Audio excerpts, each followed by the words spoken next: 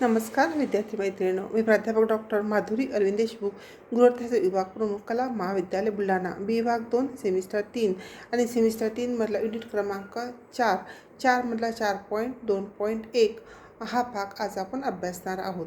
यामध्ये calcium 4.2.1 calcium हा भाग घेणार आहोत. तर शरीरामध्ये कॅल्शियमबद्दल माहिती सांगायची झाल्यास, शरीरामध्ये खनिजामध्ये सर्वात जास्त आढळणारे खनिज म्हणजे कॅल्शियम होय.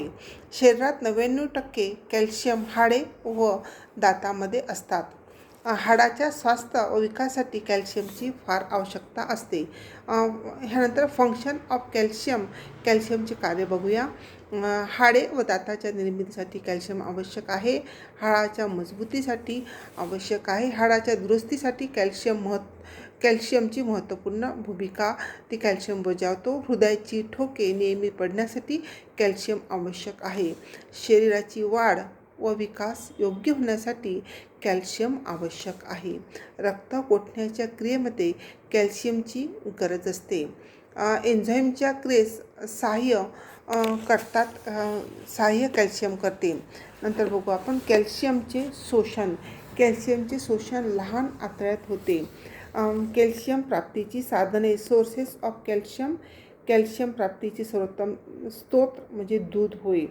दुधाचे पदार्थ दही, ताक, तद्वतच पालेभाज्या, फुलकोबी, पत्ताकोबी, अंडे, छोटे मासे हे कॅल्शियमचे उत्तम स्रोत असून विड्याच्या पाण्यातील चुन्यात कॅल्शियम असते. रागी व नाचणी हे धान्य कॅल्शियम प्राप्तीचे स्वस्त परंतु उत्तम असे साधन आहे.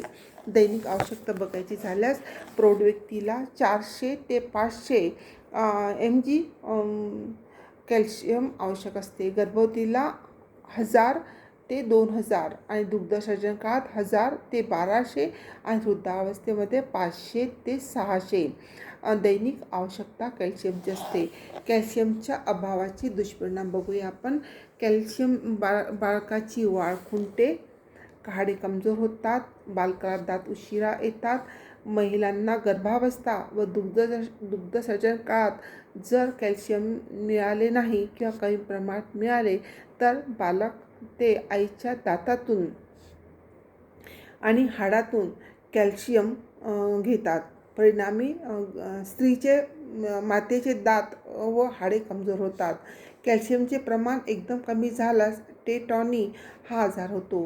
वृद्धांमध्ये कॅल्शियमच्या अभावी ऑस्टिओपोरोसिस हा आजार होतो. दीर्घकाळ कॅल्शियमचा अभाव किंवा कमतरता असल्यास अस्थिक्षय व दंतक्षय होऊ शकतो.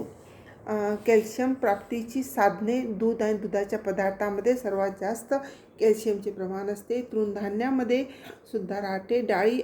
डाळीमध्ये मटकीमध्ये चण्याच्या डाळीमध्ये सुद्धा कॅल्शियम राहते आणि पालेभाज्यामध्ये मेथी, अगस्ती आणि शेवग्याची पाने ह्याच्यामध्ये जास्त प्रमाणात कॅल्शियम आढळते. नंतर तेलबियामध्ये तीळ, राई, खसखस, धने ह्यामध्ये कॅल्शियमचे प्रमाण मिळण्याचे चांगले स्रोत आहे. आजच्या अध्ययनामध्ये आपण कॅल्शियमबद्दल संपूर्ण माहिती पाहिलेली आहे.